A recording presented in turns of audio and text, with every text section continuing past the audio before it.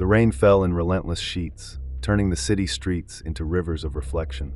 Under the dim glow of a flickering street lamp, a figure lay motionless, her hoodie soaked through, blood mingling with the rainwater.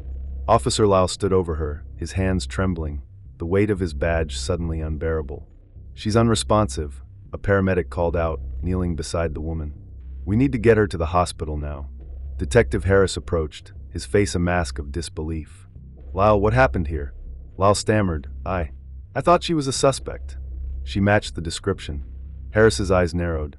"Did you even ask her name?" Silence. The paramedics lifted the woman onto a stretcher, her face bruised, a small knot forming behind her ear. As they loaded her into the ambulance, her eyes fluttered open briefly, locking onto Lyle with a mix of pain and accusation. At the hospital, the woman, identified as Chief Inspector Maya Thompson, sat upright in her bed, a bandage adorning her forehead. Deputy Commissioner Grant entered, his expression grave. "Maya, I just saw the footage," he said, placing a comforting hand on her shoulder. "This is going to have serious repercussions." Maya nodded slowly. "It's not just about me, Grant. It's about every person who's been judged without cause." Grant sighed. "Lyle's been placed on administrative leave pending investigation.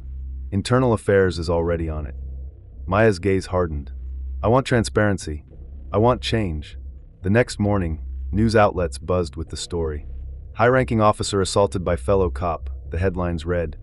Public outrage grew, protests forming outside the precinct. Maya stood at the podium, facing a sea of reporters. "This isn't just my story," she began. "It's a reflection of systemic issues that we can no longer ignore."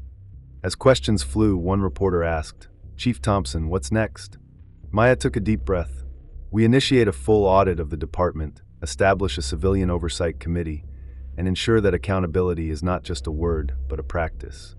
Later that evening, Maya's phone rang. It was Lyle.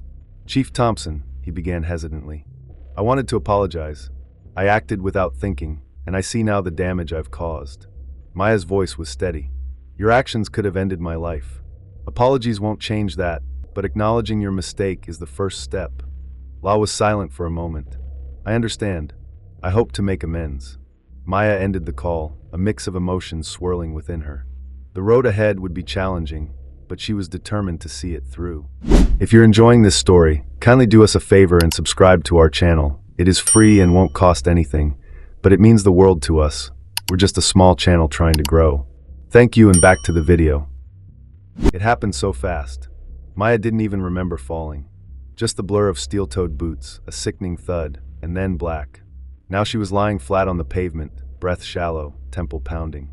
Blood trickled past her ear. Around her, lights spun, red, blue, red, blue. Sirens wailed. Voices cut through the haze, sharp and panicked. "She's concussed. She needs transport now."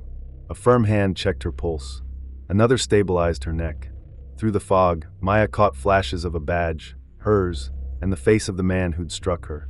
Officer Keller, standing frozen, white as snow, lips parted like he couldn't believe what he'd done. He hadn't recognized her, the chief inspector of Briarfield, because in that moment, all he saw was a black woman in a hoodie. Maya blinked hard, tried to speak, couldn't. Not yet. Keller stepped back like he'd touched fire. His voice trembled. I thought she was." "You didn't ask," someone snapped. "It was Lieutenant Reyes. You didn't even ask her name." Silence fell heavy. A new presence arrived, Deputy Commissioner Reese. Dark coat flapping, jaw clenched. He didn't speak to Keller. He went straight to Maya. "You good?" he asked, kneeling beside her. Maya gave the smallest nod. The world was starting to sharpen again. Painfully. "She'll be transported," a paramedic said. "Head trauma.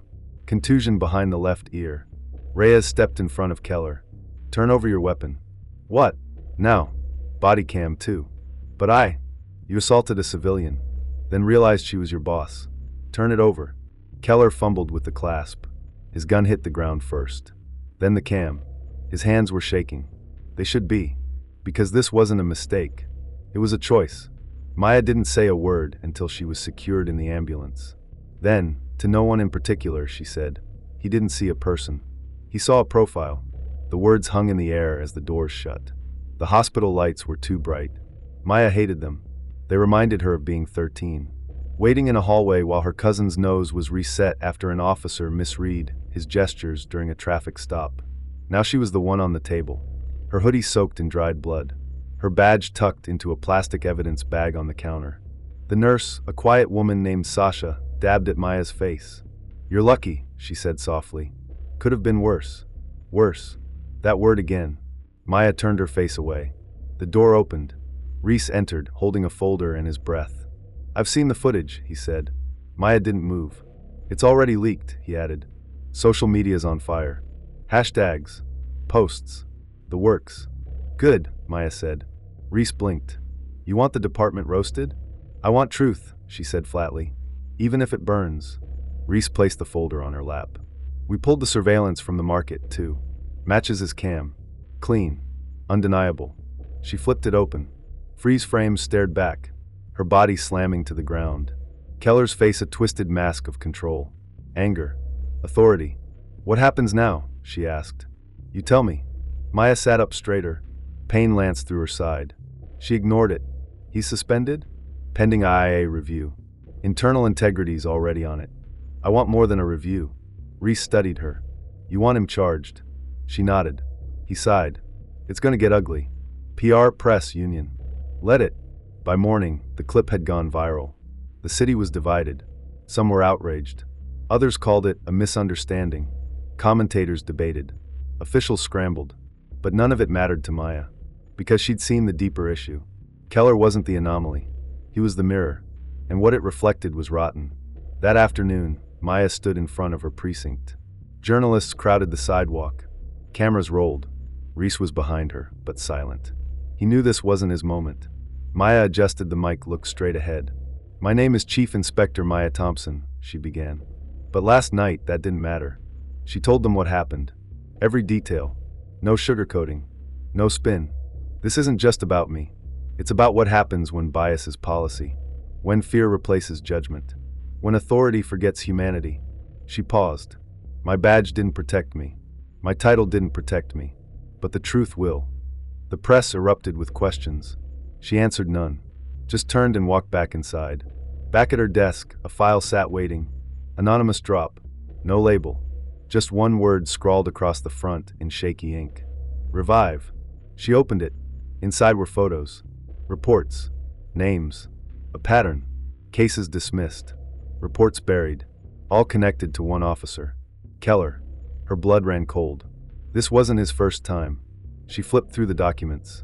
Victims. Minor infractions. Routine stops that turned violent. All unfiled. All unresolved. Then she saw it. A name. Benicio Vale. She froze. Vale was the son of Darius Vale, a city councilman. Rumors had swirled months ago. Vale Jr. hospitalized after an incident with police. No footage. No charges. And there, tucked into the back of the folder, was a grainy black and white photo.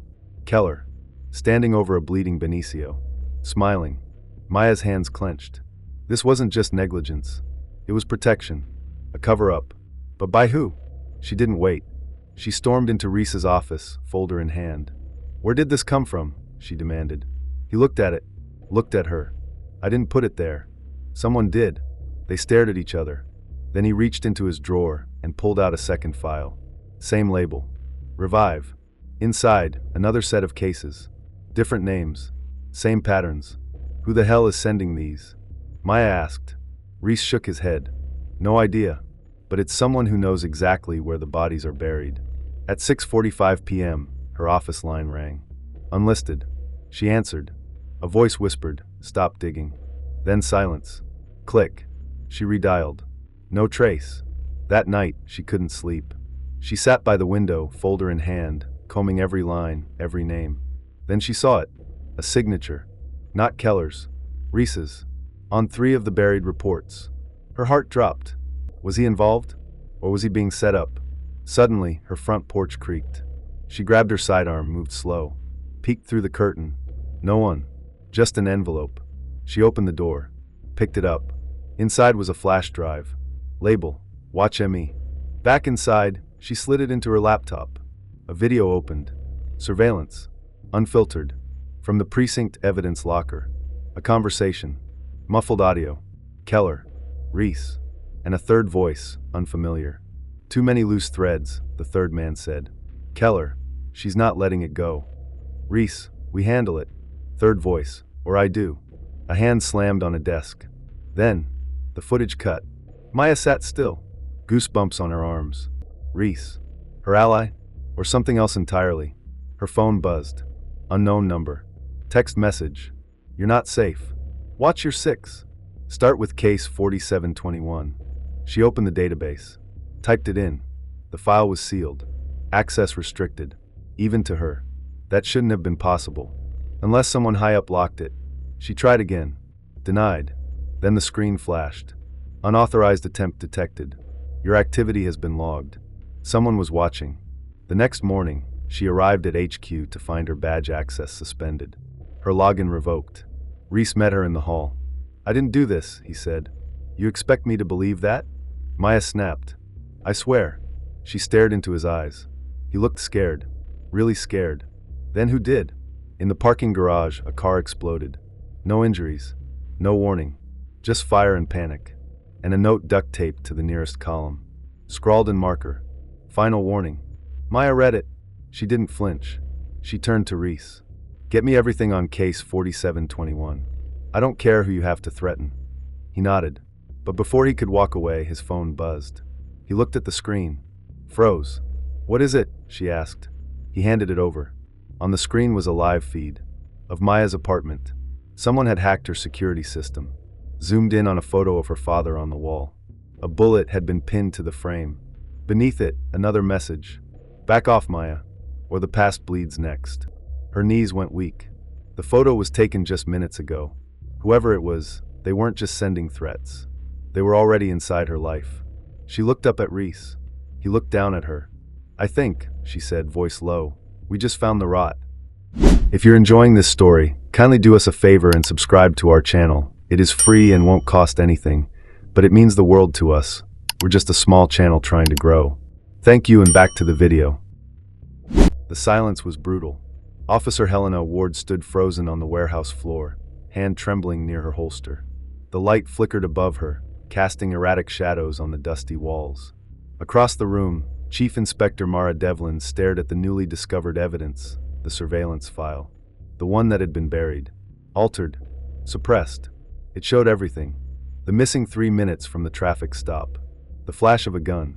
The moment a young man dropped his hands and was still gunned down. Officer Jalen Burke's face twisted in panic before he'd turned his body cam off. Deliberate.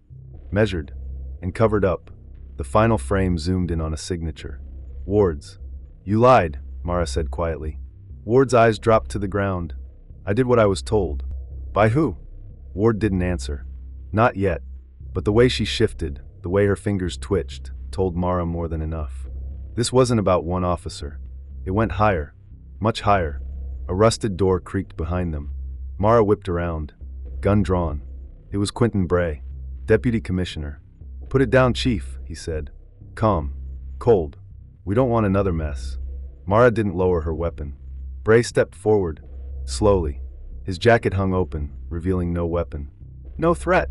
Just the gleam of confidence that came from knowing systems protect men like him. Tell me it's not true, she demanded. Bray gave a tired sigh. True is a flexible thing these days. That kid, he died for no reason. Bray's gaze didn't flinch. He died in a volatile situation. We protected the department. That's our job.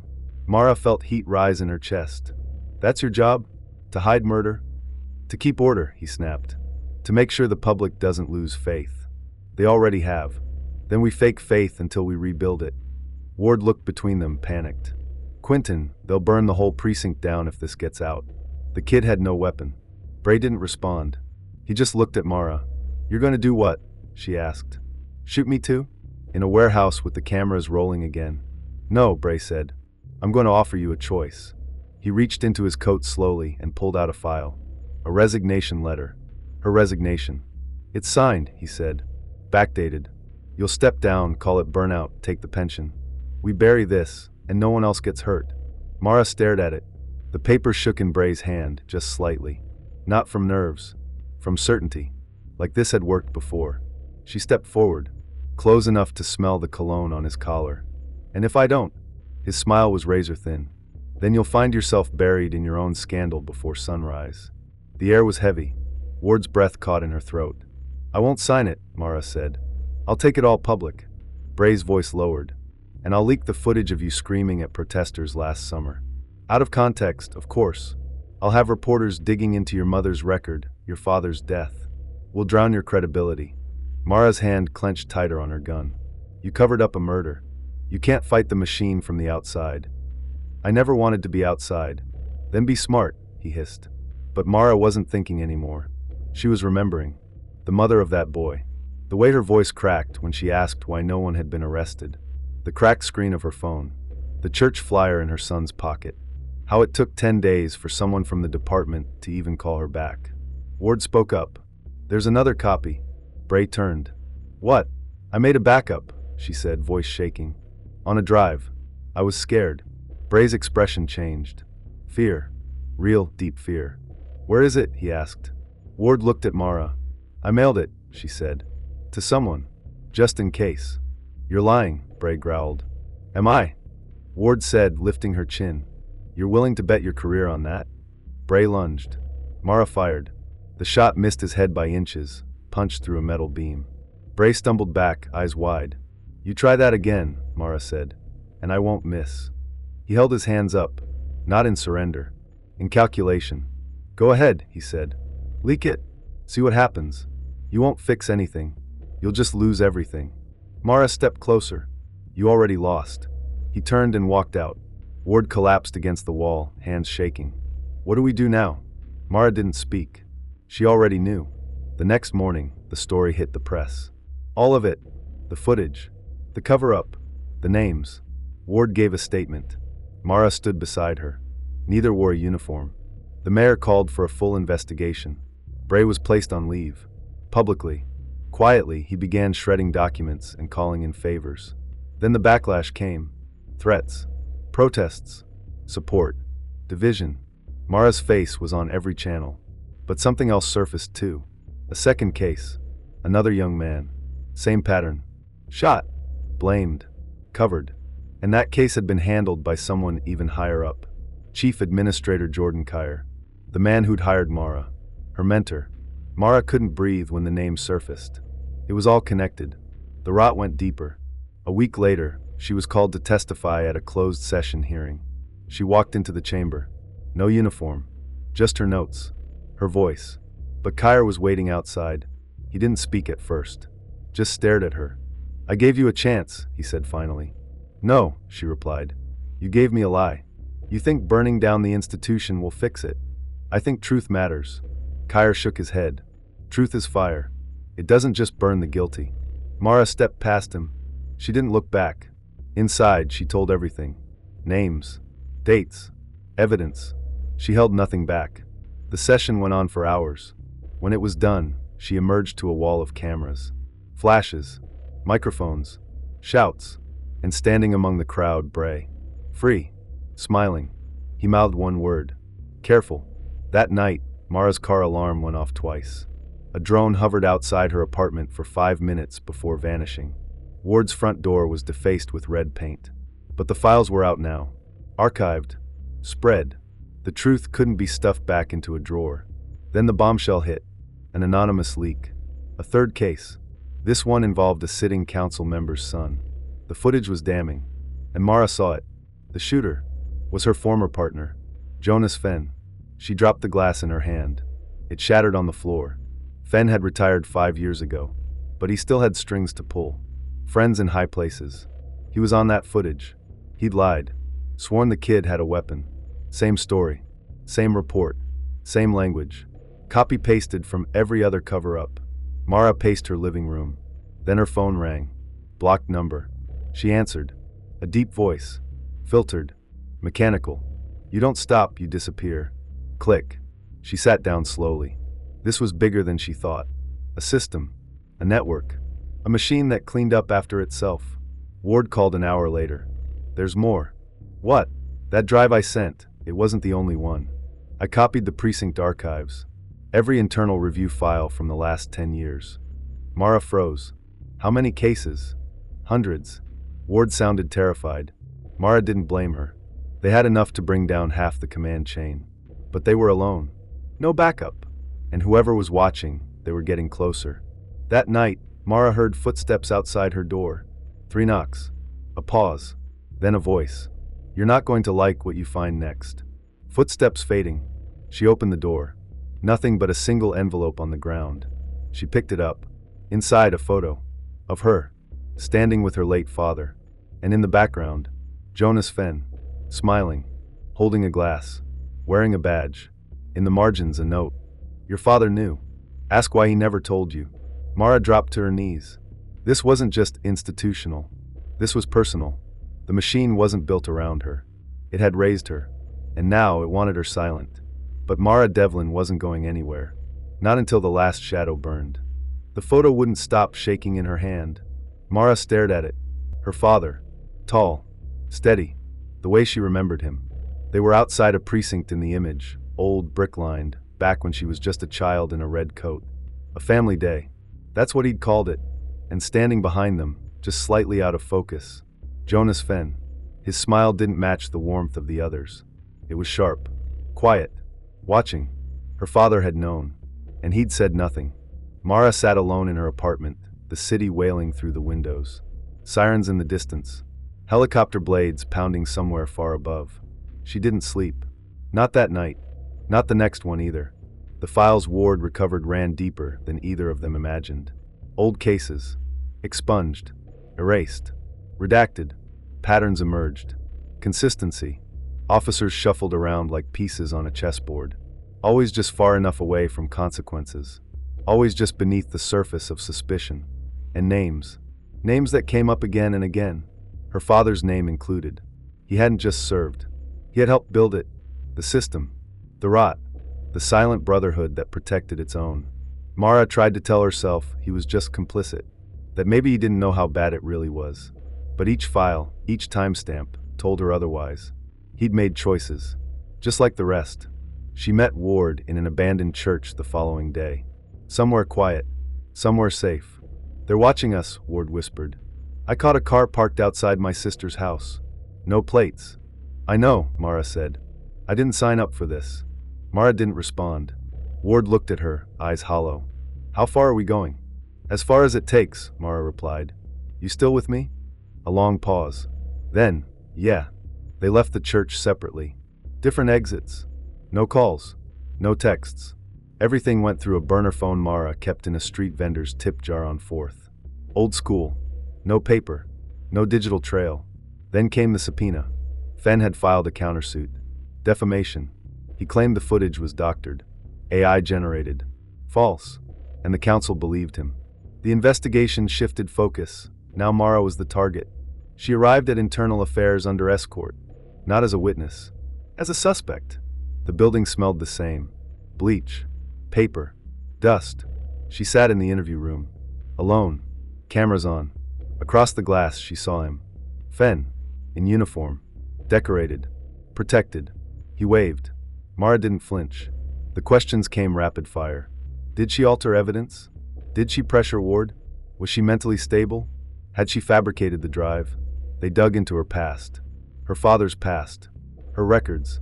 Her mother's brief hospitalization after the funeral. Her grades in the academy. Her disciplinary reports, too minor, but now blown wide open. Everything was fair game. After 6 hours, she was released. No charges. Yet. But the message was clear. Stop digging. Or be buried. She walked out into the street. Rain pounding the pavement. No umbrella. Just the ache of betrayal pressing on her ribs. Ward met her under the overpass. "We're not going to survive this," Ward said. "No," Mara replied. "We're not. But we can finish it." Mara nodded. They released everything. Not just one file. Not 10. All of it. They timed it carefully. Uploaded the archive to news outlets, international press, activists, whistleblower platforms. Tens of thousands of documents. It was a bomb. Within hours, it went viral. Footage of abuse. Of lies. Of names long buried. The public reaction was immediate. Explosive. Protests reignited. News anchors cried on air. Families came forward. Lawyers descended on City Hall. The mayor called an emergency conference. By the end of the day, Half the senior brass had been placed on administrative leave. Fenn vanished. No press. No statement. Just gone. But Mara knew it wasn't over. Because with every truth exposed, came a new threat. She received a package 3 days later. No return address. Inside, a badge. Her father's. And a note. He didn't protect the system. He protected you. Her breath caught. For a moment, she wanted to believe it. Wanted to rewrite it all in her head. Pretend he had been one of the good ones. But the files didn't lie. He'd signed the reports. Stamped the denials. Transferred the right men to the right places. He didn't protect her. He protected the illusion. And now, that illusion was shattered. The department crumbled over the next month. Resignations. Investigations. Trials. But not all the bad men fell. Some just changed uniforms. Others went private. And some, like Bray, disappeared behind closed doors, waiting for the fire to pass. Mara stood outside the courthouse the day the first trial began. Ward beside her. A long line of people waited to enter. Reporters. Families. Survivors. Fenn never showed. Rumors said he'd fled the country. Others said he was protected, hidden away. It didn't matter, because the walls were coming down, one by one. And even if she didn't live to see the end of it, the truth was out. No more shadows. Just the long, brutal light. Ward turned to her. Was it worth it? Mara didn't answer right away. She looked at the courthouse, at the flags, at the families holding framed photos of those they'd lost. Then she nodded. Yeah, she said. It was worth it. A car passed by slowly. A man in sunglasses watched from the back seat. Mara held his gaze. He didn't blink, didn't wave, just vanished into the traffic. The machine wasn't dead, but it was bleeding, and Mara Devlin had more light left to burn.